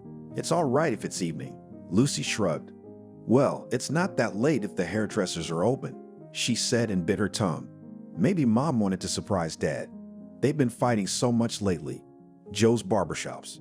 He put the spoon down carefully. I didn't feel like eating for some reason. Something had been going on in the family lately. He was sure that Nancy had no way of knowing that he had accidentally cheated on her 3 months ago. Where did Annabelle, who'd been clinging to him since she was young, come from? We had a drink and remembered. He immediately sobered up, ran away from her headlong, could not understand how this could happen. And now Nancy had repeated several times recently that she regretted living with him. She could understand it. He'd done nothing to make her finish her studies. And he didn't do anything afterwards either, always putting himself first. And if she had finished her studies, Annabelle would look so fashionable and beautiful. And you can't say she's 40. Dad, why aren't you eating? I don't feel like eating. Do you know what time these hairdressers are open till? Lucy looked at the clock at the center. They close in an hour. Another hour passed in complete silence. Joe pretended to watch television, and Lucy looked at him anxiously. Something was going on in their family now. Lucy couldn't figure out who was to blame. The door slammed suddenly, and both Joe and Lucy immediately jumped out into the hallway. Lucy whistled. Mom, it's definitely you. Nancy smiled embarrassed. Her long hair was gone. Now Nancy had a short haircut and a very pretty chocolate color. Beatty also dyed her eyebrows and shaped them. Well, what about Mother? She looked about 20 years younger. I'm the one who looks so bad. My mood immediately soured. This is what the average family, a husband and wife who had long ago given up on themselves, had brought themselves to. She glanced at her husband, ready to see the usual cloudy look. Strange that he was still awake. Usually by 9 he was sniffling, spreading the smell of booze around him. Nancy Long had learned to put the pillow between them that way, so that his breath hit him and not Nancy. But Joe was sober. He silently turned and went into the room. Nancy grinned sadly. Apparently, this was not at all what Joe's idea of a cleaning lady should look like. Nanny called suddenly, late at night, 2 days later. That's what she always did, though. She liked to call when they weren't expecting her, to visit when they weren't expecting her. Nancy, so, here's the deal. Annabelle will be here tomorrow night. She's expecting you. They wanted to call you tonight, but I could barely talk them into waiting. I won't be back till tomorrow. I can't miss an event like this. I would have filmed the whole thing. Wait, what's the matter with you? The sister finally stopped talking and stared at Nancy from the screen. Nancy hurried to say, "Hello to you too, Nanny. Don't talk back to me. Hello. What's the matter with you, Lucy? Here, take the phone around your mother." Lucy smilingly did as her aunt instructed. "You know how to surprise me, Nancy. I thought you were going to look like a fish. That's great. Well, I don't have time for this. I'll see you tomorrow." And Nanny was off the hook. Not goodbye, not see you again. Nancy just shook her head. Years go by, Nanny. Nothing changes, only the digit in the passport. Lucy sat down next to her mother. "Is it that bad?" She's so agile and energetic. So what? She has no husband, no children, no simple female happiness. She'll work 10 more years. Well, maybe more. And then what? Lucy looked at her mother carefully. It was the first time her mother talked to her the way they talk to adults. "Mom, do you have this happiness?" Nancy tensed. "Why do you ask?" Lucy shrugged her shoulders. "Well, you and Dad fight all the time. You say you don't want to live with him. It wasn't like that before, even though he hasn't been drinking for a long time." Nancy sighed. "I don't know how to answer that. Well, for one thing, all patience comes to an end. I think you realize that. Secondly, in the relationship of people who live together for a long time, sooner or later there comes a moment, how to put it mildly?" Lucy prompted immediately. "A crisis." "Well, you could say that. And thirdly, yes, I have female happiness, as strange as that sounds. I have you. Dad and I had a lot of good years together." "Mom, what made him like that?" "I can't tell you that, Lucy, because I don't know." "Well, I'm going to go to bed. I have to get up early in the morning, and I can't sleep since I have to go to Nanny's." Lucy got up. "Mom, take me with you. I'll take one look at her." "Who?" "Annabelle. She's not so famous now, but they still write about her. She used to be a star." Nancy was just about to tell her daughter she didn't want to see her when the front door opened. Joe was on time, which meant he was sober again. Sober Joe didn't fit into Nancy's plans. She'd explained to him 10 times yesterday that she had a headache. That wouldn't work tonight, so she'd have to pretend she was asleep. "Yeah, okay, but keep it quiet for me in there." Nancy quickly closed the bedroom door behind her. Lucy was old enough to realize that this was her mother's way of avoiding her father. "Hey, where's Mom?" "I bought a cake." Lucy suddenly felt so sorry for her father. "Dad, she's already gone to bed. She has to get up early." Joe looked upset. "Oh yeah, that's right. Daughter, let's go and have tea with you then." Lucy nodded eagerly. "Come on, Dad." Joe was sober again for the second day in a row. That hadn't happened to him in years. The next day, Nancy and Lucy arrived at Nanny's house. The sister opened the door right away. "Hello, relatives. I won't give you a hug because I'm playing hostess and baking pies today." Kathy appeared in the hallway. The woman grumbled, but without malice. Lucy immediately volunteered. "Aunt Nanny, can I help you?" "No, you have to, because I have a wild desire to launch this dough into the window." Lucy laughed and took off after her aunt. "Katie, It's been a long time. She looked at Nancy carefully. How do you, Nancy? Look good. Come on, Annabelle's waiting for you. Nancy suddenly became very scared. Is she here yet? She's been here half an hour since she got here. They went into the room. Nancy recognized the woman who had been in the hair salon. Annabelle looked at her carefully, then reached into some kind of black bag and pulled out from there. Oh, that's my wedding bouquet. I should have thrown it away a long time ago. I've ruined my life. But no, I feel sorry for you, dummy. So throw it away. Why would you keep dried flowers? Because they're not just dried flowers, they're your destiny. The bouquet was supposed to go to one of the girls, and you dropped it and forgot. Nancy said uncertainly, but they're really just flowers. They're just flowers before the wedding. Well, and after the wedding, if you do it right, while they're in the bride's hands, it's your fate that's not complete in them. You threw them under your feet, so you trampled on your destiny. But no, I'm fine. Why did you call me here to listen to your lies?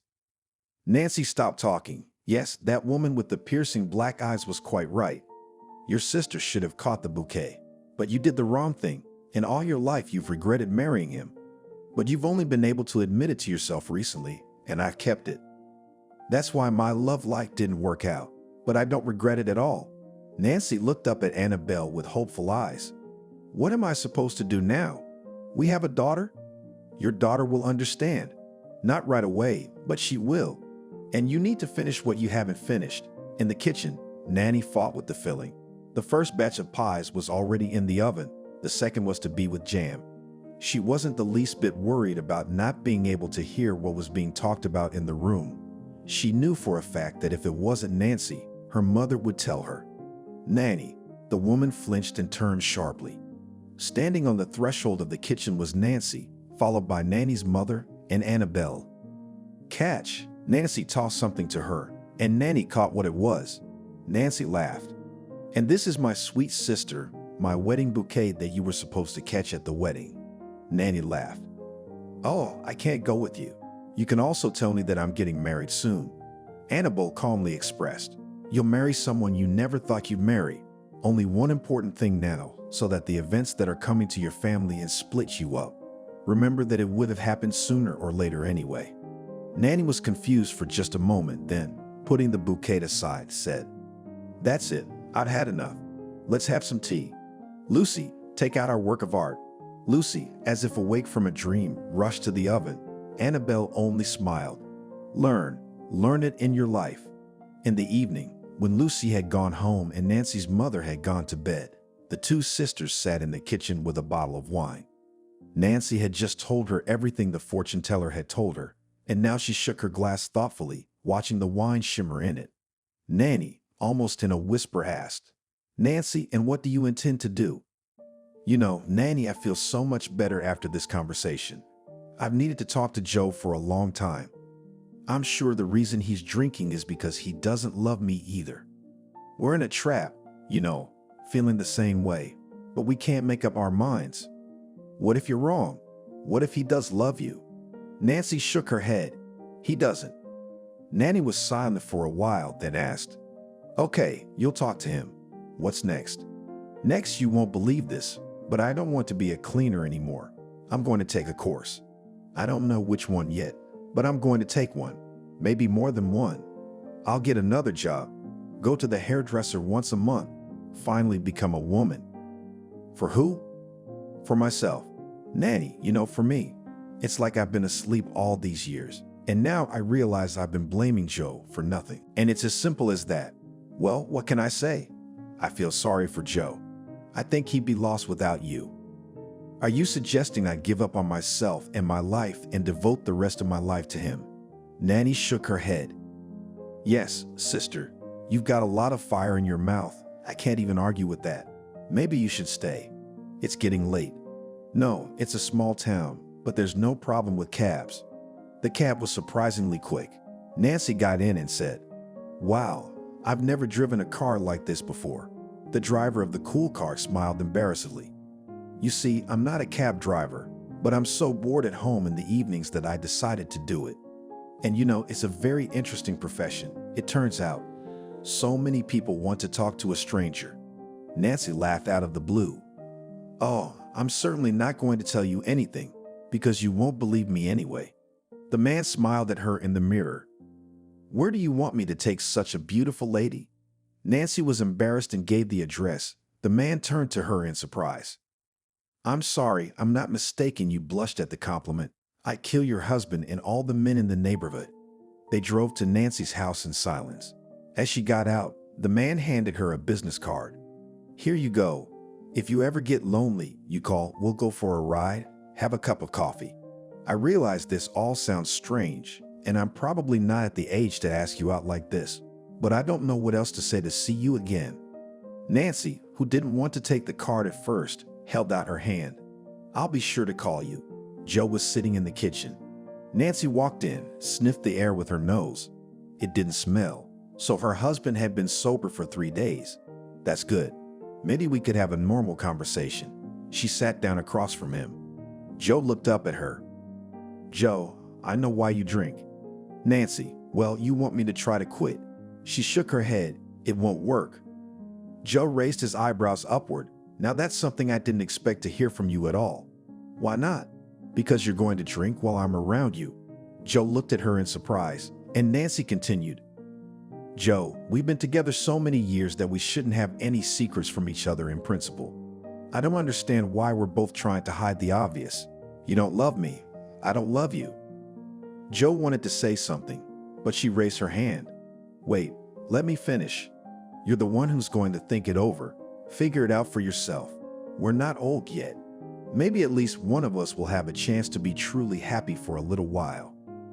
There was silence in the kitchen for a few minutes. Then Joe said, how do we move on? You mean plans? I want to get some kind of profession to stop cleaning up after others, and it would be great if you could reopen your workshop. Joe grinned. Do you think I could do that? I don't doubt it at all. If I'm not around, you'll succeed. We'll get Nanny. She'll take great pictures for the commercials. All your clients will come after you. Joe, you got great hands. Lucy, when her parents announced their decision, sat silent for a long time. Then she said, of course, I do not like all this, but if you decided so, if it is better for you, I hope that you will not stop loving me. Joe moved out before the divorce. When Nancy offered to trade the apartment, he said, No, Nancy, this apartment is yours, Lucy, and I'm a man. I'll take care of my own housing problems. Nancy hugged him for a second.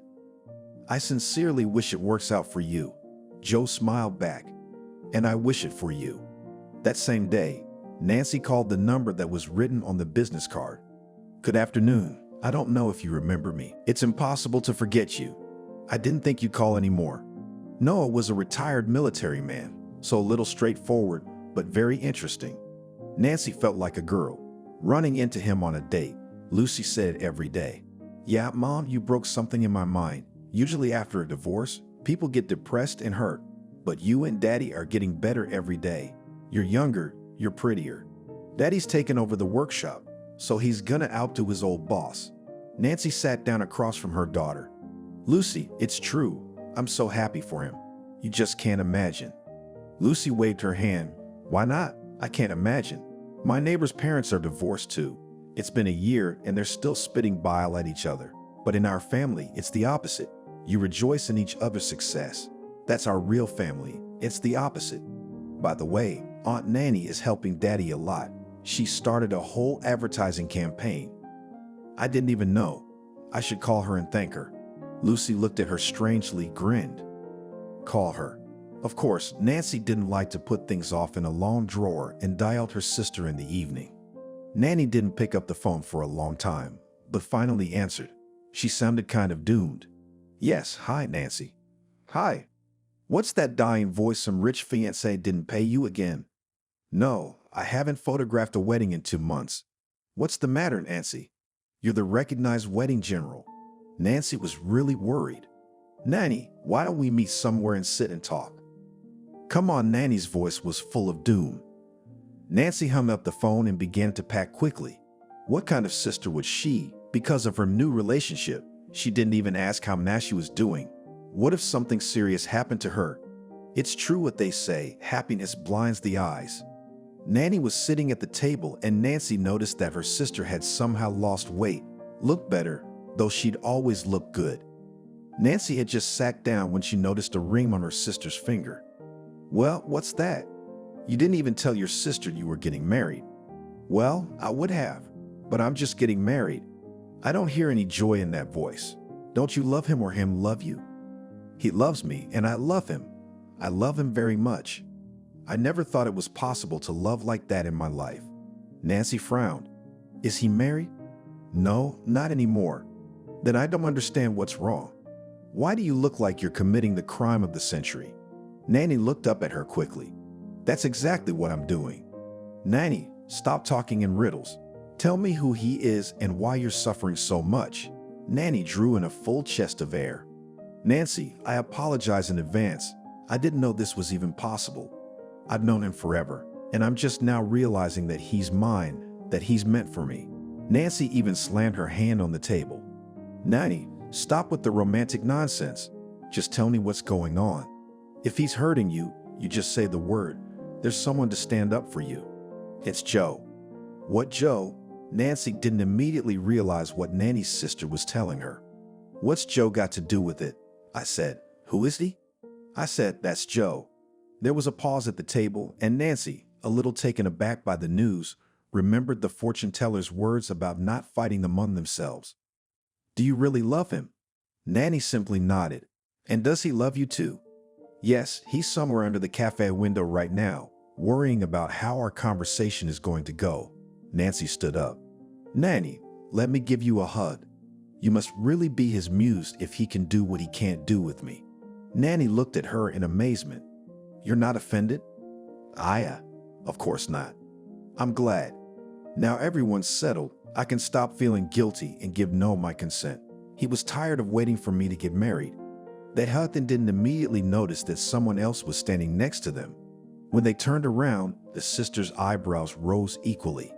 Standing next to their table, an imposing man in a tuxedo supported her under the arm. "Hello, I see that the completed bouquet did not only affect me." Simultaneously nodding, she smiled. "Well, I wish you happiness. It's all right now. Every tree is yours. I'm getting married too."